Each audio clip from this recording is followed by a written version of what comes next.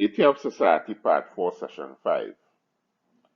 We began last week by looking at the importance of research as an essential asset in a country's bag of assets as far as education and development of a country was concerned. We said that for a developing country, there is a very important activity that it must engage in if it is to attain developed country status. It must do the necessary those goods and services that it could manufacture as added value or finished products that it could offer to the world from its resource base. Many times, the technological know how resides with developed countries, and there may be the need to invite the technology in.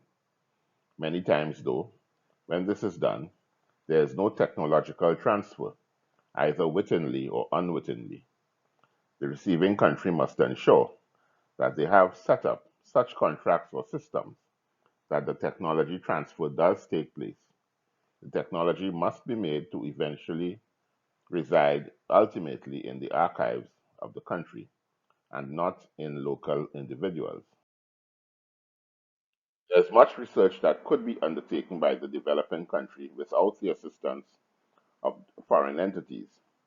A spirit of research must be fostered at the universities and other learning institutions, which must be adequately funded by private funding into all areas of viable activity, all areas that will advance the sustainable development of the country.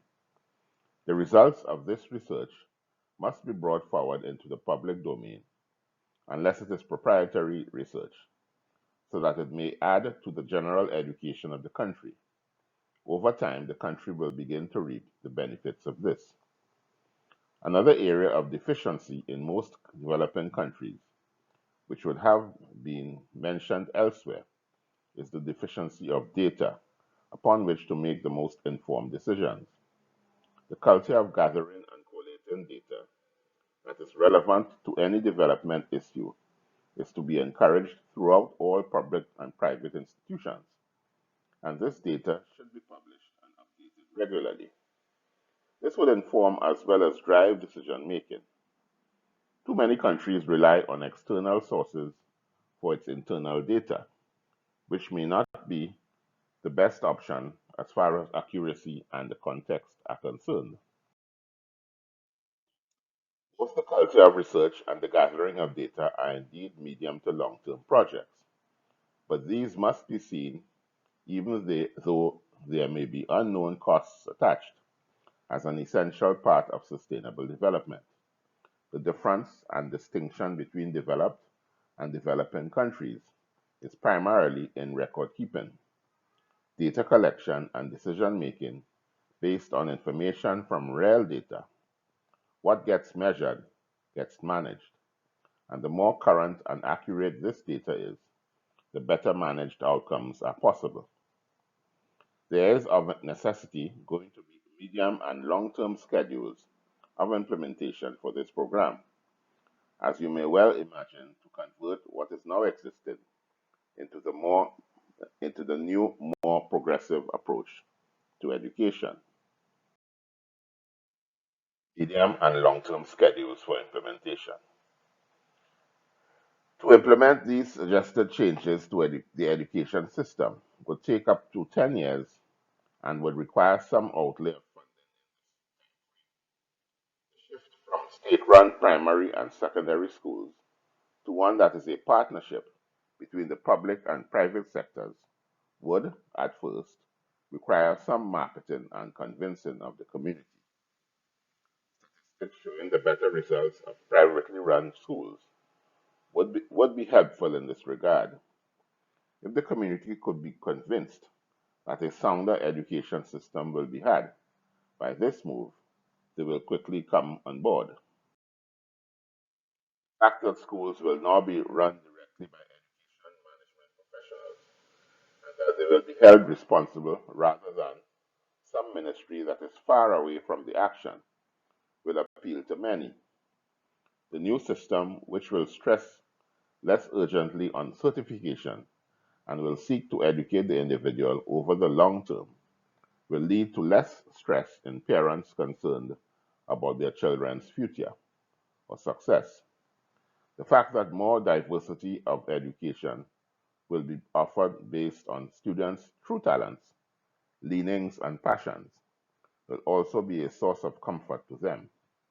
Less boredom or anxiety or frustration in the classroom should make for a happier school environment than is now the case. Some schools will have to be converted to accommodate the new curriculum initially, whether they be schools majoring in drama, music, sports management, technical, academic grammar. Teacher training colleges and universities will also have to increase their ability to provide these new teaching subjects. There will have to be more adult education centers and more teachers specially trained in this area.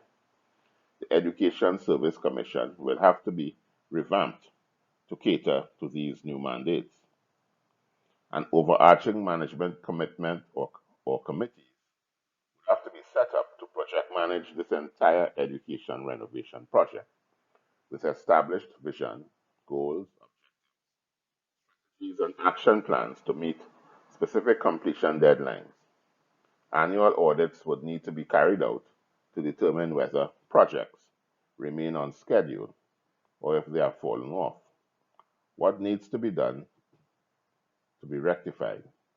To rectify, funding would need to be in place throughout the entire venture, and in an SVT environment, this should not be difficult. Part of the exercise would be to determine if the new graduates from this new education system is up to measure and whether the institutions out of which they come are up to measure. If adjustments are to be made, this should be carried out and the corrections incorporated into the institutions that are not yet established. The entire undertaking is not going to be easy, but with vigilance and faith and confidence, the system will produce a better educated and contributing citizen who is better rounded and satisfied that he is pursuing his passion. This venture would be well worth it. What about all this? What are your comments on this entire scheme? Take a break now.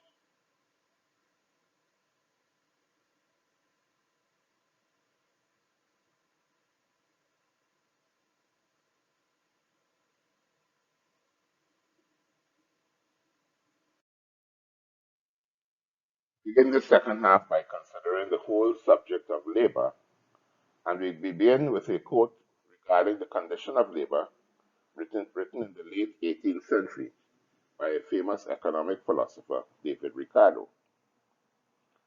When the market price of labor is below its natural price, the condition of the laborer is most wretched. The poverty deprives him of those comforts which custom renders necessaries. It is only after privations have reduced their number or the demand for labor has increased that the market price of labor will rise to its natural price.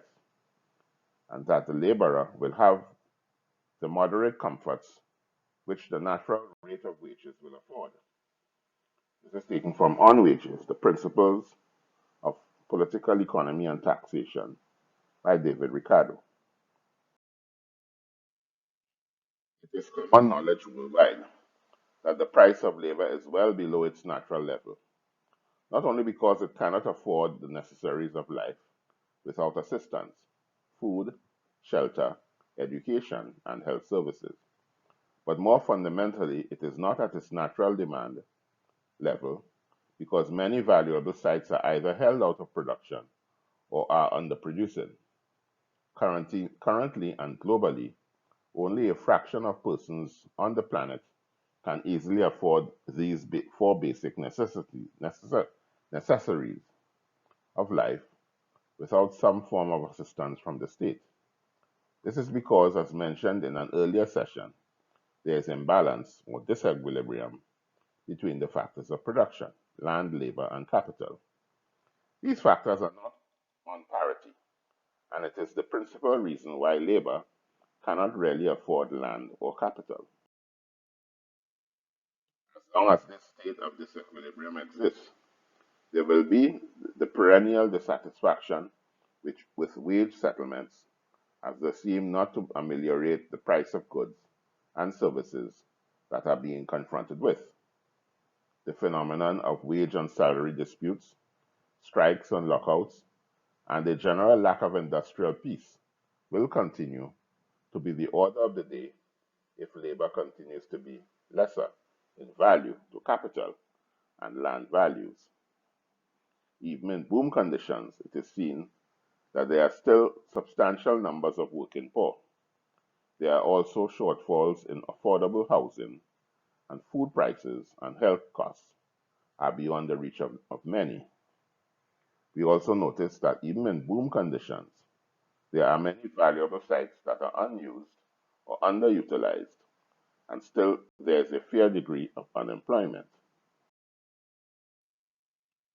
If these inactive sites could be brought into productive use, would not unemployment be significantly reduced?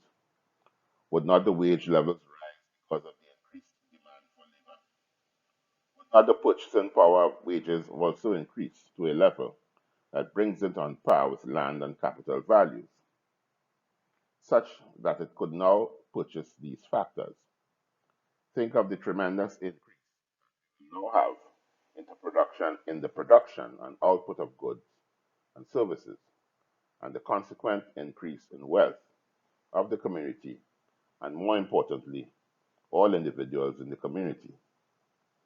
The opening of these inactive valuable sites, and all valuable sites for that matter, could easily be achieved by applying site value taxation to them. This would also be the most effective way to bring parity to the factors of production, land, labor, and capital. By this approach, labor prices would rise to its natural level, making them able to afford all the necessaries for living, particularly food, shelter, clothing, and health services. In this scenario, it is easy to envisage the revival and sustainability of small and family business, which provides the bedrock of employment for all countries worldwide. With this, the important processes of mentorship and apprenticeship at these small businesses will be facilitated. Mentorships and apprenticeships were the original ways in which technical and professional skills were honed in the centuries past. It was also the way that skills requiring time to develop and be transferred were facilitated. And in an SVT environment, the apprentice or mentee would be adequately paid, although still learning the trade or profession. Another important benefit would be the generational sustainability of these family and small businesses, which, when their products and services are perfected, could lead to the reputational establishment of specialty goods and services of worldwide renown. There are clear examples of this. For example, the Swiss with their chocolate confectionery and watch timepiece industries, The winemaking industries of France and Spain are other examples. Nowadays, if small businesses survive beyond 5 years, they are considered fortunate, and the clear majority of them, over 80%, fail within. Plenty of employment that SVT would provide allows the state to more precisely plan at providing educational and training places for the specific economic activities envisaged. In the current setup, places are provided without guarantees of job placements after graduation.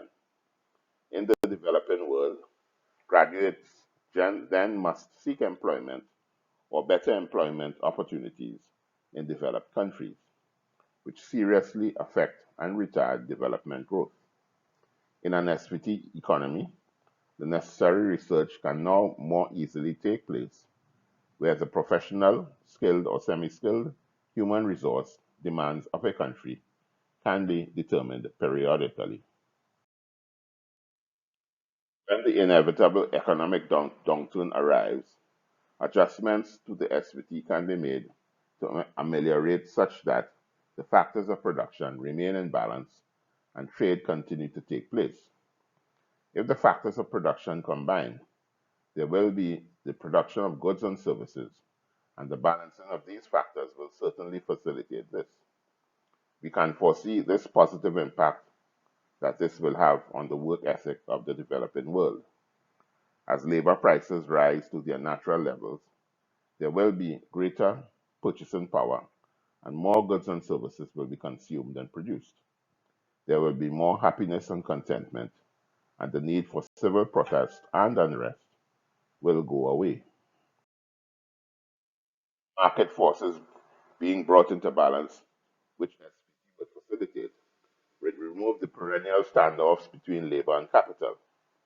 Gainful employment will now be there for those who seek it.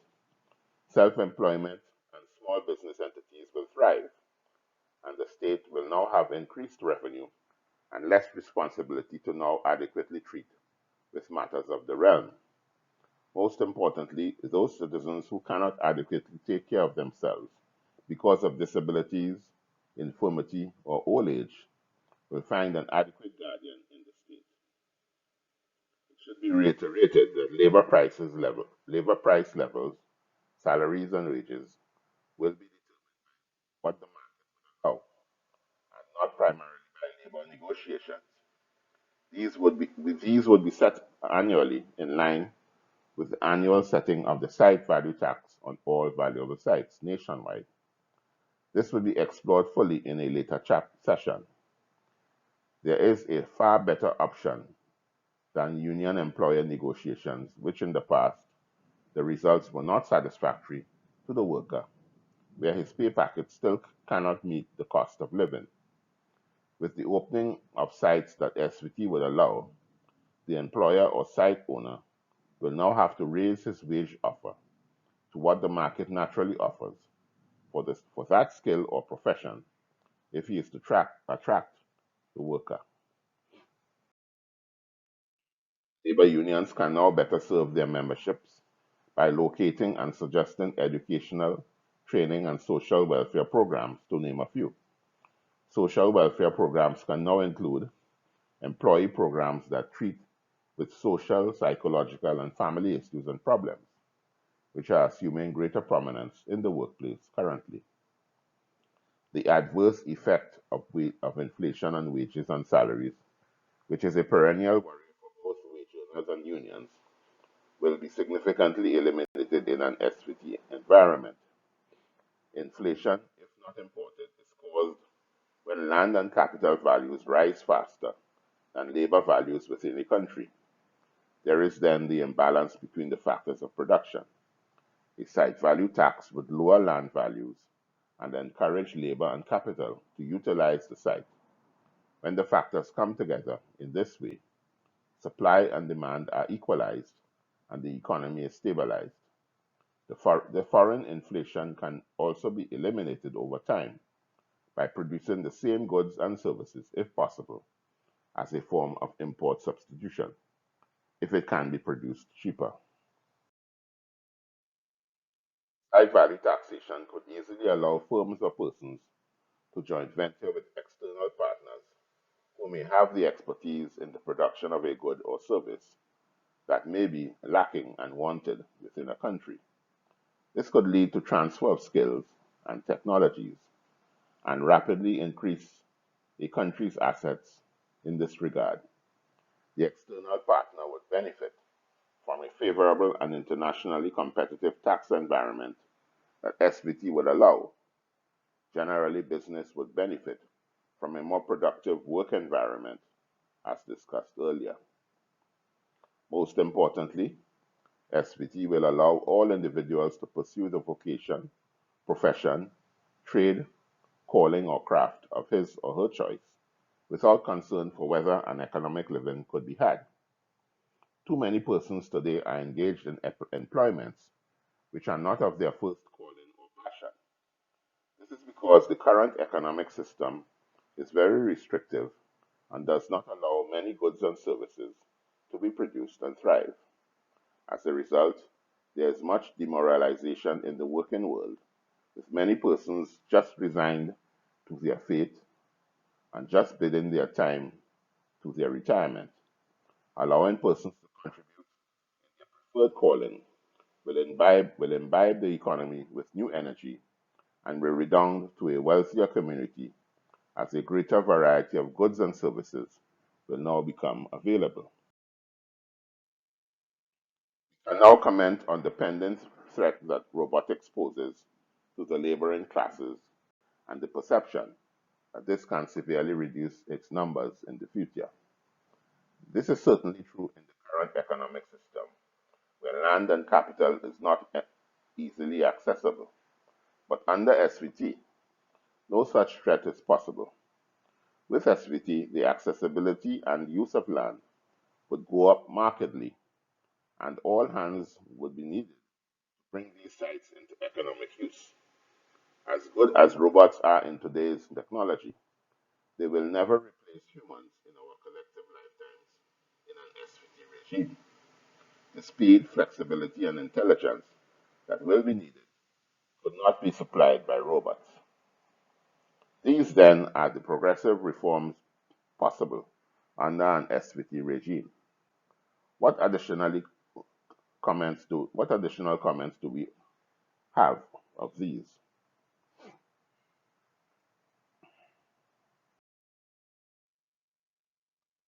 Next week we will continue our discussion on a new subject, on the subject of health and social development.